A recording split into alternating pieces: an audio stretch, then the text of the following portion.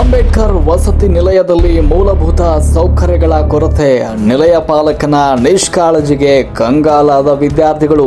ಸ್ಥಳಕ್ಕೆ ಸಮಾಜ ಕಲ್ಯಾಣ ಇಲಾಖೆ ಅಧಿಕಾರಿಗಳೊಂದಿಗೆ ದೌಡಾಯಿಸಿದ ದಲಿತ ವಿದ್ಯಾರ್ಥಿ ಪರಿಷತ್ ಜಿಲ್ಲಾಧ್ಯಕ್ಷ ಸುರೇಶ್ ಚಲವಾದಿ.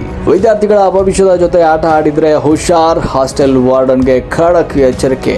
ಅಧಿಕಾರಿಗಳಿಗೆ ಬಿಸಿ ಮುಟ್ಟಿಸಿದ ಸುರೇಶ್ ಚಲವಾದಿ. ಹೌದು, ಸರ್ಕಾರ ವಿದ್ಯಾರ್ಥಿಗಳ ವಿದ್ಯಾಭ್ಯಾಸಕ್ಕಾಗಿ ಕೋಟಿ ರೂಪಾಯಿ ಅನುದಾನವನ್ನು ನೀಡ್ತಾ ಇದ್ರು.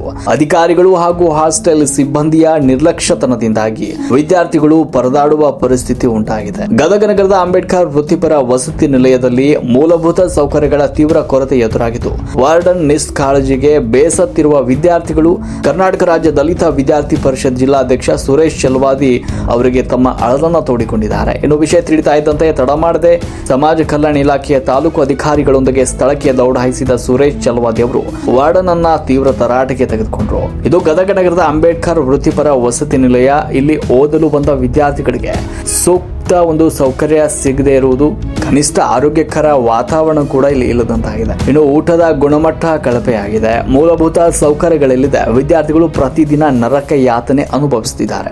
ವಸತಿ ನಿಲಯದ ಮೇಲ್ವಿಚಾರಕನ ಒಂದು ವಾರ್ಡನ್ನ ಹದ್ದು ಮೀರಿದ ನಿಷ್ಕಾಳಜಿಯಿಂದಾಗಿ ಬೇಸತ್ತಿರುವ ವಿದ್ಯಾರ್ಥಿಗಳು ಕೊನೆಗೆ ಕರ್ನಾಟಕ ರಾಜ್ಯ ದಲಿತ ವಿದ್ಯಾರ್ಥಿ ಪರಿಷತ್ನ ಜಿಲ್ಲಾಧ್ಯಕ್ಷರಾದ ಸುರೇಶ್ ವೈ ಚಲವಾದಿ ಅವರ ಗಮನಕ್ಕೆ ತಂದಿದ್ದಾರೆ. ವಿದ್ಯಾರ್ಥಿಗಳ ಕಷ್ಟಕ್ಕೆ ತಕ್ಷಣವೇ ಸ್ಪಂದಿಸಿದ ಸುರೇಶ್ ಚಲವಾದಿ ಅವರು ಸಮಾಜ ಕಲ್ಯಾಣ ಇಲಾಖೆಯ ತಾಲೂಕು ಅಧಿಕಾರಿಗಳನ್ನ ಜೊತೆಗೂಡಿಸಿಕೊಂಡು ನೇರವಾಗಿ ಹಾಸ್ಟೆಲ್ಗೆ ದೌಡಾಯಿಸಿದ್ರು.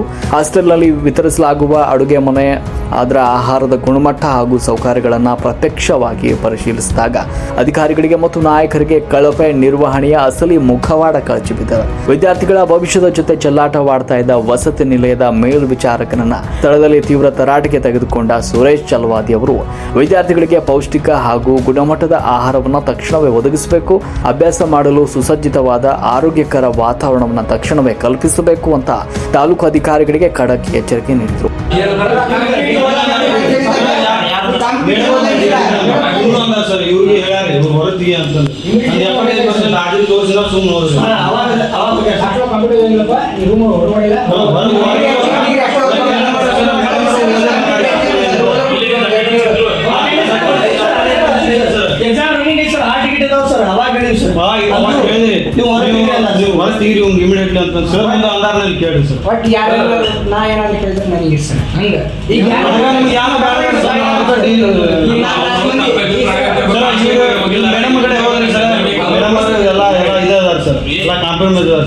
ಸರ್ ನಾವು ಈಗ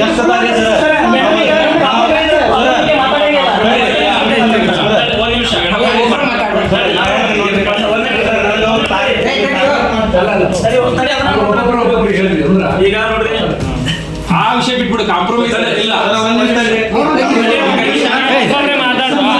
ನೀವು ಅವ್ರ ಸಮಸ್ಯೆ ಕೇಳಿಲ್ಲ ಇವ್ರು ಅವರು ನೀವು ವೈಯಕ್ತಿಕವಾಗಿ ಟಾರ್ಗೆಟ್ ಮಾಡ್ತೀರ. ವೈಯಕ್ತಿಕವಾಗಿ ಅಲ್ಲ, ಈಗ ವೈಯಕ್ತಿಕವಾಗಿ ಹಾಕಿದ್ದಾರ ಗೊತ್ತಿಲ್ಲ. ಇನ್ನು ಮುಂದೆ ಏನಾದ್ರೂ ಹಂಗಾತಂದ್ರ ನಾವು ಮಾತ್ರ ಸುಮ್ಕುತ್ಕೊಳ್ಳಲ್ಲ. ಒಂದೇ ಹುಡುಗರ ಕಡೆಯಿಂದ ನಿಮ್ ಬಗ್ಗೆ ಏನಾದ್ರು ಕಂಪ್ಲೇಂಟ್ ಬಂದ್ರ ವೈಯಕ್ತಿಕವಾಗಿ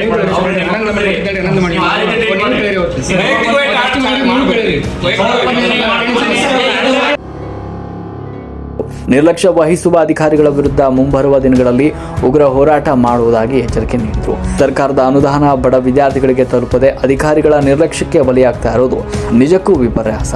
ಇನ್ನಾದರೂ ಸಂಬಂಧಪಟ್ಟ ಸಮಾಜ ಕಲ್ಯಾಣ ಇಲಾಖೆಯ ಉನ್ನತ ಅಧಿಕಾರಿಗಳು ನಿದ್ರೆಯಿಂದ ಎಚ್ಚೆತ್ತು ಗದಗ ಅಂಬೇಡ್ಕರ್ ವಸತಿ ನಿಲಯದ ಸಮಸ್ಯೆಯನ್ನ ಶಾಶ್ವತವಾಗಿ ಬಗೆಹರಿಸ್ತಾರ ಅನ್ನೋದನ್ನ ಕಾದು ನೋಡಬೇಕಾಗಿದೆ. ರಾಷ್ಟ್ರಕ್ರಾಂತಿ ನ್ಯೂಸ್ ಗದಗ. 20 ದಿನ ಆದ್ರಿ ಸರ್, ರೆಡಿ ಮಾಡಿಸ್ಕೊಡಲ್ಲ. ಅವ್ರು ಯಾವ ಹಾಕಕ್ಕೆ ಆಗ್ಬೋದ ನೋಡು, ಅವ್ರು ಹಾಕ್ಸ್ಕೊಂಡು ಅಂತಾರೆ ಸರ್. ಏನು ಮಾಡೋದಿಲ್ಲ ಅವತ್ತು 20 ದಿನಕ್ಕೆ ರೂಮ್ ಫ್ಯಾನ್ ಹಾಕ್ಸಲ್ರಿ ಸರ್. ಕೇಳಿದ್ರೆ ನಾನು ರೊಟ್ಟಿನ ಹಾಕಲ್ಲ ಅಂತಾರೆ ಸರ್, ಡೈರೆಕ್ಟ್ ಅಂತಾರೆ. ಒಬ್ಬೊಬ್ಬರ ಬಂದು ಒಂದು 7 ತಿಂಗಳ ಸರ್, ಅವರು ಬಂದಾಗೆಲ್ಲ ಮ್ಯಾಗ್ಝಿನ್ ಕೊಡ್ತೀವಿ ಸರ್. ಈಗ ಹೋದ್ಮೇಲೆ ಸರ್ ಅವರು ಇಲ್ಲ ನಮಗೆ ಮ್ಯಾಗ ಒಂದು ಒಂದು ಏನೋ ಮ್ಯಾಗ್ಝಿನ್ ಕೊಡ್ತೀರಪ್ಪ ಊರಾಗಿ ಇಲ್ಲ ಸರ್, ಹಂಗಾದ್ರೆ ಆಗಂಗಿಲ್ಲ ಸರ್. ಈ ಎಕ್ಸಾಮ್ ಬಂದು ಸರ್ ಕೊಡ್ಸಂಗಿಲ್ಲ ಅಂತ ಅದು ತಿಂಗಳ ಮ್ಯಾಗ್ಝಿನ್ ಒಂದು ರೂಮಿಗೆ ಒಂದು ಮೇಡಮ್ ಯಾರಿಗೆ ಫೋನ್ ಹಚ್ಚಿದೆ ಸರ್, ಅವ್ರು ಮೇಡಮ್ ಯಾರಿಗೆ ಫೋನ್ ಮನುಷ್ಯರು ಸರ್ ಅವ್ರು ಹೆಚ್ಚುವರಿ ಬಂದ್ ಕೊಡ್ರಿ ಕೊಡಿ ಹೋಗ ಅಂತಂದ್ರೆ ಸರ್ ಆದ್ರೆ ಅವ್ರು ರೆಸ್ಪಾನ್ಸ್ ಮಾಡಿಲ್ಲ ಸರ್. ಇವ್ರು ಸರ್ ಲೆಟರ್ ಬರ್ದು ಹಾಕಿ ಬರೋರು ಯಾವ ಬಗ್ಗೆ ನಾವು ಕೊಡ್ಲಿ ಇನ್ನೊಂದು ರೊಟ್ಟಿ ನಾಲ್ಕು ಅವ್ರಿಗೆ ಯಾಕೆ ಬಳಸ್ಬೇಕು? ಅವ್ರ ಮನೆಯಿಂದ ಯಾಕೆ ಕೇಳಾರ? ಸರ್ಕಾರದಲ್ಲಿ ಇರ್ತಾರ ಪ್ರಜೆಗಳು ಲೆಟರ್ ಬರಲಿ 5 ವರ್ಷ ಗಮನಕ್ಕೆ ಬರಲಿ. ನೀವೇ ಹೇಳ್ತೀರಿ ಹುಡುಗರಿಗೆ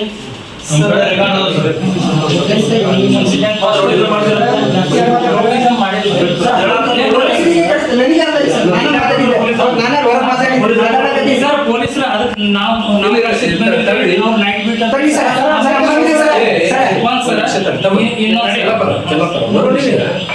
ಸಂಪೂರ್ಣವಾಗಿ ಅವ್ರು ಹೇಳಿ ಒಂದಷ್ಟು ಹೇಳಿ ಕಮ್ಯುನಿಕೇಟ್ ಮಾಡಕ್ ಬರ್ತಾರೆ. ಅಂದ್ರೆ ನೀವು ಅದನ್ನ ಸಕಾಲ ಹೇಳ್ಕೊಂತ ಕುಂತ್ರಿ ಅಂದ್ರೆ ಆಗಲ್ಲ.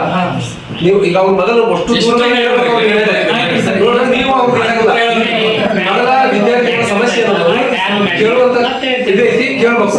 ನೋಡತ್ತಮ್ಮ ನೀವು ಮೊದಲು ಅಷ್ಟು ಸಮಸ್ಯೆ ಹೇಳ್ರಿ, ನಡಕ್ ಆರ್ಗ್ಯೂ ಹೇಳ್ಬೇಡ್ರಿ, ಅಷ್ಟು ಒಬ್ಬೊಬ್ರು ಹೇಳ್ರಿ. ನೀವು ಒಬ್ಬನ ಹೇಳೋದಂತಲ್ಲ ಎಲ್ಲರೂ ಹೇಳ್ರಿ, ಹೇಳ ಬೇರೆ ಬೇರೆ ಒಂದ ಹೇಳ್ಕೊಂಡು ಕುಂದ್ರಬೇಡ್ರಿ. ಸರ್ ಮತ್ತು ರೇಷನ್ ತಗೊಂಡಿದೆ ಅಂತ ಹೇಳಿ ಸರ್ ಒಂದ್ಸಲ ಚಿಕನ್ ಮಾಡಿದ್ರಿ ಸರ್ ಸಾಂಬಾರ್ ಕಲಿಯ ಸರ್ ಅವನ ಇನ್ನ ಅನ್ನ ಸುಮ್ಮನೆ ಸರ್ ರಾಘವ್ ನೈಟ್ ಡ್ಯೂಟಿ ಅವನ ಐತಿ ಅಣ್ಣ ಸಾಂಬಾರ್ ಇಲ್ಲ ನಾನು ಇಲ್ಲ ಅಡ್ಜಸ್ಟ್ ಮಾಡ್ಕೋಬೇಕು ಸರ್ ಅಂತ ಅಡ್ಜಸ್ಟ್ ಮಾಡ್ತೀವಿ ಸರ್ ಆದ್ರೆ ಅವ್ರಿಗೆ ಹೇಳಿ ಸರ್ ರೇಷನ್ ತಗೊಂಡಿದೆ ಅಂತ ಹೇಳಿ ಊಟಿಲ್ಲ ಅಂದ್ರೆ ಸರ್ 11 ಗಂಟೆ ಹಿಂಗೈತಿ ತಗೊಂಡು ಆಗಂಡಿ ಸರ್ ಹುಡುಗರು ಓದ್ತಿರ್ತಾವ ಸರ್ ಅದು ಪಲ್ಯ ಕಲಿ ಆಗಿದ್ವಿ ಆ ಕಡೆ ಅಷ್ಟೇನು ಕೊಟ್ಟು ಕಳ್ಸಿರಿ ಅದ್ರ ಹುಳ ಮಾಡ್ಕೊಡೋದ್ರಿ ಈಗ ಮಾಡ್ಕೊಡೋದು ನೋಡ ಅದನ್ನೇ ತಿನ್ನಂತ ಏನ್ ಮಾಡ್ಬೇಕು ಏನ್ ತಿನ್ಬೇಕು ಅಷ್ಟೇ ಒಳಬಳ ಹೋಗಿ ಅಟೆಂಡೆನ್ಸ್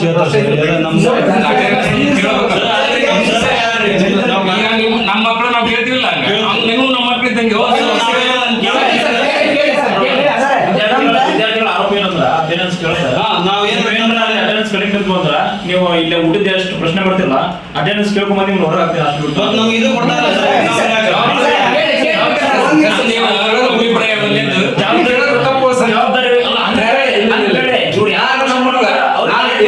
ಇವಾಗ ಸಂಜಯ್ ಮನೋಜ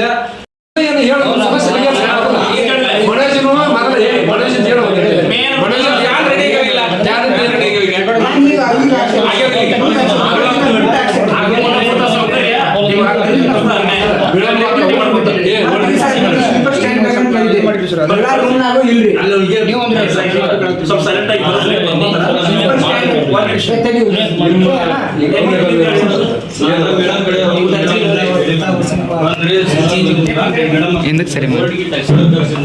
ಮೇಡಮ್ ನಾವ್ ಹಿಂಗ್ರಿ ಹಿಂಗ ಹಾಸ್ಟೆಲ್ ಊಟ ಸರಿ ಅಂತಿಲ್ರಿ ಅಂತ ಹೇಳಿದ್ರಿ ಸರ್ ಮೇಡಮ್ ಅವ್ರ ಏನಂದ್ರೆ ಇದು ಇಲ್ಲಿ ರೆಗ್ಯುಲರ್ ನಮ್ ರೆಗ್ಯುಲರ್ ಇಂದ ನಮ್ಗೆ 75% ಹಾಜರಿ ಕೊಟ್ಟಾರಿ ಎಲ್ಲ ಕೊಟ್ಟಾರ ತೋರ್ಸೇವ್ರಿ.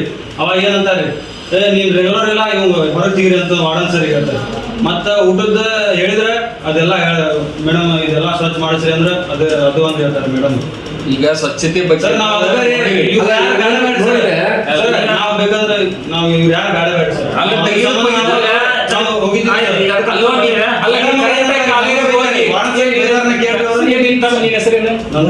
ಬರತ್ತ ನೀನ್ ಕರೆಕ್ಟ್ ಆಗಿ ಕಾಲೇಜ್ ಹೋಗೋದು ಸರಿಯಾಗಿ ಅಭ್ಯಾಸ ಮಾಡ್ಕೊಂತಿದ್ದು ಎಲ್ಲಾ ರೀತಿ ನೀನ್ ಇದ್ದೆ ಅಂದ್ರೆ ನೀನ್ ತೆಗೆದ್ರೆ ಯಾರು ಎಷ್ಟು ಮಂದಿ ಕೇಳಾರ ಜಗ್ ಮಂದಿ ಇಲ್ಲೇ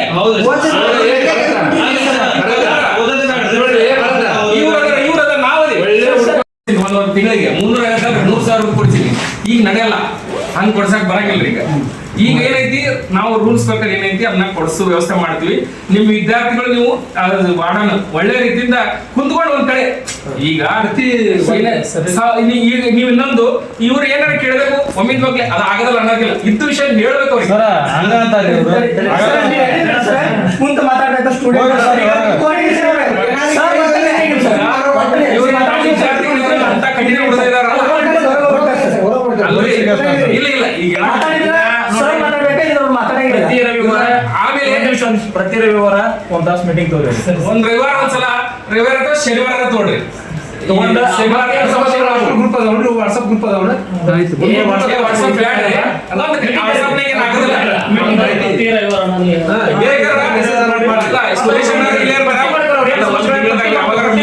ಮುಂದಿನ ವಾರ ಕೆಲಸ ಮಾಡಿದ್ರ ವಾರ ಈ ರೀತಿ ಮಾಡಿ ಹೇಳಿದ್ರಪ್ಪ, ಈ ವಾರ ಈ ರೀತಿ ಮಾಡೀನಿ, ಇನ್ನಿಷ್ಟು ಉಳ್ದವು ಮತ್ ಮಾಡ್ತೀನಿ ಅಂತ ಹೇಳಿದ್ರೆ ಅಂದ್ರ ಬಾಂಡಿಂಗ್ ಬೆಳಿತಿದ್ದೆ, ಕಮ್ಯುನಿಕೇಶನ್ ಚಲೋ ಬೆಳಿತಿದ್ದೆ. ಈ ಬಾಂಡಿಂಗ್ ಆಯ್ತು ಸರ್ ನಮಗ ಸರಿ ಈಗ ಅವರು ಹೊಸದಾಗಿ ನೌಕರಿ ಸೇರಾರ, ಇನ್ನು ಒಂದು 6 ತಿಂಗಳು ಇರಲಿಲ್ಲ. ಅನುಭವ ಖಾಲಿ ಐತಿ ಅಡ್ಜಸ್ಟ್ ಮಾಡ್ಕೊ ಇಷ್ಟಂದ್ರೆ ಹೆಂಗೆ ಸರ್ ಸುಮ್ಮನೆ ಆಗ್ಬಿಡ್ತಾರಿ ಇಲ್ಲ ಮಾಡ್ಸಲ್ಲ ಟೈಮ್ 10 ಗಂಟೆ ಮ್ಯಾಗ ಊಟ ಇಲ್ಲ ನಮ್ ಕಡೆ ರೆಕಾರ್ಡ್ ಸರ್ ಎಲ್ಲ ಸರ್ ಡೈಲಿ ಮ್ಯಾಗ್ಝಿನ್ ಕೊಡ್ತೀವಿ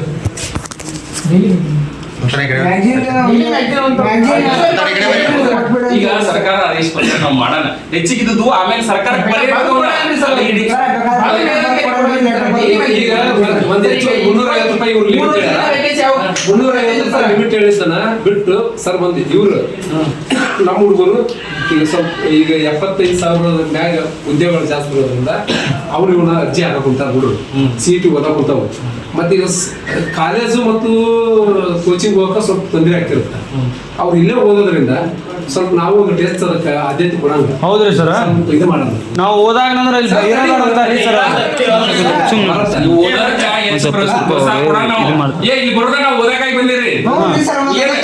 ಯಾರು ಊಟ ಕಡಿಮೆ ಬಂದಿಲ್ಲ ಹಾಸ್ಟೆಲ್ ಇಲ್ಲೇ ನಾವು ಒಂದು ಸಾಧನೆ ಮಾಡಕಂತ ಬಂದಿವಿ ಓದಕ್ ಕೊಡೋಣ ಅಷ್ಟು ಪ್ರೋತ್ಸಾಹ ಕೊಡೋಣ ನಾವು ಬಿಡಕ್ ಬೇಡ ಓದ್ರಿ ಬೇಡ ಏನಿಲ್ಲ ಸಾಧ್ಯದ ಮಟ್ಟಿಗೆ ನಾವು ಮಾತಾಡಿ ಅದು ಏನೋ ಸೊಲ್ಯೂಷನ್ ಕಟ್ಕೊಂಡು ಹೇಳ್ಕೊಡ್ತೀವಿ ನಮ್ಮ ಸೊಲ್ಯೂಷನ್ ಇಲ್ಲ 350 ರೂಪಾಯಿ ಹೆಚ್ಚು ಮಾಡೋದು ಹೆಂಗ್ ಮಾಡೋಣ ಅದನ್ನ ಮಾಡಾಕ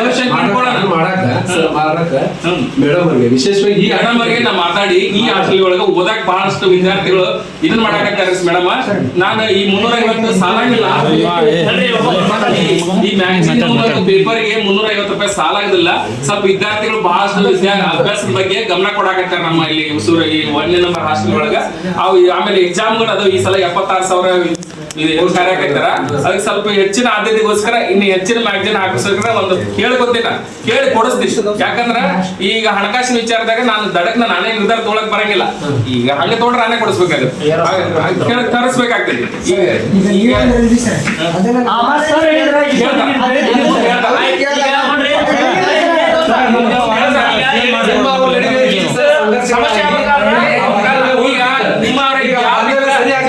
ಗ್ಯಾಪ್ ಇದ್ದಾಗ ಆಗ್ತೈತಿ ಈಗ ನನಗ ನೀ ಏನ್ ಮಾಡಿದ್ರೆ ತಪ್ಪ ಅವ್ರ ಏನ್ ಮಾಡಿದ್ರೆ ನೀನ್ ತಪ್ಪೇ ಒಂದ್ಸಲ ಅವಕಾಶ ಮಾಡ್ತಾರಪ್ಪ ಅಂತ ನಿಮ್ಗೂ ಅನ್ಸ್ಬೇಕು ನಮ್ಮ ವಿದ್ಯಾರ್ಥಿಗಳನ್ನ ಅವ್ರಿಗೆ ಅನ್ಸ್ಬೇಕು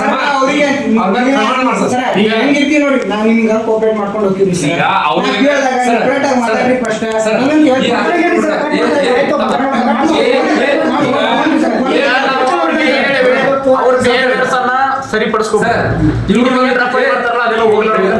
ತಿದ್ಕೊಂಡ್ರ ಮುಂದಿನ ದಿನಮಾನದೊಳಗ ಇಲ್ಲಿ ನೌಕರಿ ಮಾಡ್ಲಿ ಬ್ಯಾಡ ಅಂತಂದ್ರ ಮತ್ ಬೇರೆ ತರ್ಸನಂತ ಈಗ ಫಸ್ಟ್ ಅವಕಾಶ ಕೊಡ್ಬೇಕಾ ತಿದ್ಕೊಳಕ್ ಅವಕಾಶ ಕೊಡ್ಬೇಕು ಅದಲ್ಲ ನೌಕರಿ ಸೇರ ತಿದ್ಕೊಳಕ್ ಅವಕಾಶ ಕೊಡೋಣ ನಿಮ್ಮಲ್ಲಿ ಇರುವಂತ ಕೆಲವು ನೀವು ತಿದ್ಕೊಡ್ರಿ ಸುರೇಶ್ ಅಣ್ಣ ಅವ್ರು ಹೇಳ್ಯಾರ ಎಲ್ಲರೂ ಹೇಳ್ಯಾರ ನೀವು ತಿದ್ಕೊಟ್ರೆ ಅವ್ರು ತಿದ್ಕೊಳ್ಬೇಕು ಎರಡು ಕಡೆ ತಿದ್ಕೋಬೇಕು ಹೇಳ್ತಾರಲ್ರಿ ಸರ್ ಹೇಳ್ತಾರೆ ನಮ್ಗೆ ಇದು ಒಂದು ಇಲ್ಲ ನಮ್ ಬೇರೆ ಇಲಾಖೆ ಐತೆ ಅಂತಂದ